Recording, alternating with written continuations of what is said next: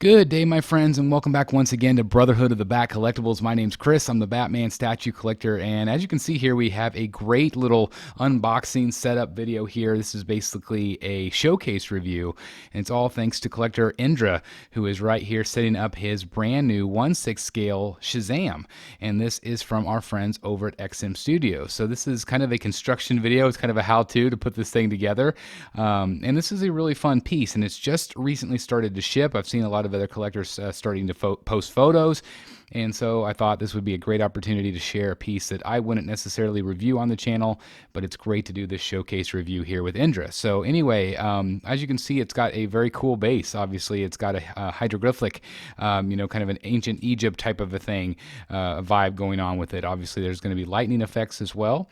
And then, of course, the actual figure itself as he's getting ready to key in. Again, this is 1/6 scale, and the paint applications look really good. It does have a light up chest, which is really cool for 6 scale. You can see the golds, the reds, very, very shiny, which I like. It's not matte. It's not boring in that regard for paint wise. You can see that it keys in his feet into the actual stand itself. He is lunging forward. So this is almost kind of reminiscent of a recent Flash piece that I reviewed here on the channel. It's very, very similar in pose where he's kind of lunging forward or racing forward. But I think that's, as long as the key is okay. I know some people worry about the leaning issues and whatnot, but I don't think you have to worry about that, obviously, because this is not going to be a very heavy piece. Being at 6 scale, I don't think you have to worry about that at all. But again, I know that's always in the back of our minds, leaning. I feel like the bigger the statue, the heavier the cape or whatever, that's wherever you get the leaning. So I wouldn't worry too much about this one at all. He does have a really cool sculpted cape, which looks great here. As you can see, it's got the white, but it's also got the gold embellishments on the cape itself. This actually has 2 different portraits as well, which makes it look really, really cool in my opinion. I really like the hooded version. So we'll see that here toward the end. But as you can see, it keys in right here toward the back, and it definitely adds, I guess you could say, a little bit more, a more dynamic nature with the cape. Because, sometimes if you're just lunging forward, that's where I feel like sometimes the Flash could be just a little bit boring. But I feel like this one with the cape flow, it really adds something. I'm pretty sure that's why capes were invented for superheroes in the first place, just to add it, to make it look more dynamic whenever they're drawing these characters. So anyway, you can see that it billows up, which looks great. So obviously his helpful hint here is to put the head sculpt in first and then put the cape on. Sometimes capes can be a struggle, as you can see, but he is going to get this. Believe me, he's going to get this in just fine. And then again, it just really gives you that flow, that dynamic nature of it. So we will see close-ups of all of these things here in just a bit toward the end of the review. So definitely stay tuned for that. But as you can see, boom, there it is. It fits in just nice. You can see that the bottom, or the very end of the cape kind of rests on the base. You also have a collar effect right there. And this, again, will be swapped out whenever you actually add the hood effect, which is, again, very, very cool. It's my favorite look for this character. Looks really, really awesome so far. Again, I really like the lightning effect. Again, you have some on the base. You have some around his arms. Looks really good. And there he's going to spin it for us so we can see it.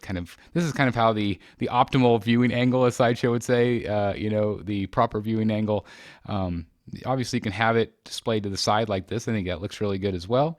This does pair up really, really nicely with the Black Adam that XM also did, which is great. The MTO on this, the ES was a max of $4.99. So I don't know where XM's ended up with this. I doubt they made $4.99. But I'm not 100% positive. Obviously, this is going to be a rebirth statue. It's also going to be made of cold cast porcelain, like all XM Studios products are. The concept on this one was done by Hive, and Victor Hugo Sousa was the sculptor on this one, which is very exciting. Great sculptor. The product weight was approximate 6.5 kilograms. And the product size, 30 centimeters long by 32 centimeters deep by 46 centimeters high. That is, of course, estimates.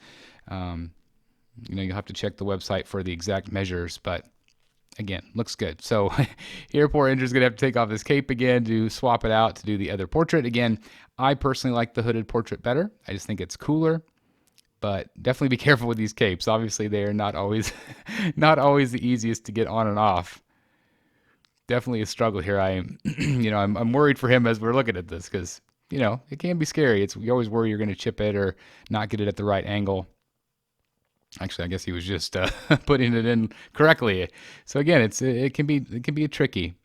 It can be tricky. Watch that head sculpt there, Andrew, too. All right, so here is the hood. So again, you have two different portraits, and I believe you can put the hood on either portrait, which is good. But I just feel like the hood adds a lot to it, and it looks like it literally just fits right over the top, which is cool. Very, very awesome. So yeah, I think that looks good. Obviously, here he's going to show us kind of that front view. I just think that looks better. I just like the hood. I think that just makes it look more dynamic. Again, the two different portraits, kind of one more of a rage face, one more of just kind of a, resting face, I guess you could say, kind of determined, but not as exciting. I think the rage face is the way to go. All right, he is also going to show us the instructions here. Obviously, you get the instructions. You can also see the plaque he's added up front, so it does come with the plaque. And again, I love that they show the actual styrofoam so you know exactly how to put it back together if you ever ship it, which is great. Again, I always advise guys, please save the shippers, please save the art boxes and the foam, because if you ever do sell it, and I know some of you, I never sell my stuff. There's sometimes life happens and we have to sell our stuff, or we want to get a new piece in, and collectors want and demand you have the actual styrofoam. So there's going to be a lot of collectors that might not buy from you if you don't keep it. So I know it takes up a lot of room, but try to keep these things, guys. It definitely pays off. Okay. So we are now going to see the stuff a little bit closer here, just to get an idea kind of what we're working with. Just look at that. I think it looks really good. I think the paint looks really good. And again, that portrait is really, really cool. I really like that. Obviously, again, you have the Shazam plaque. I love the base. I love the hieroglyphics. I think that looks really great. I like that the lightning is kind of this translucent blue-white color. I think that looks really nice. Obviously, it keys into the base and adds some visual interest. You can see the cracking in the ruins. I love the detail. I think that's really, really well done. And it adds a lot to the storytelling element. So you guys know I really appreciate that always.